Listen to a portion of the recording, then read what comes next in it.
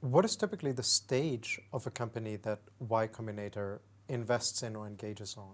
Yeah, the stage has varied a lot over time. I would say that almost any early stage company is someone we're happy to look at and fund. Again, since so much of it is about the entrepreneurs as opposed to the idea, the company. Sometimes if people will look closely at a company, and if they've been out for a while and they're not making progress, we'll want maybe to see them make a little bit of progress. We'll wonder what's going on there. But for the most part, we'll fund companies that are really just an idea, brand new. Maybe even the entrepreneurs are still in school, to companies that are on multi-million-dollar run rates, depending on what's going on in the company.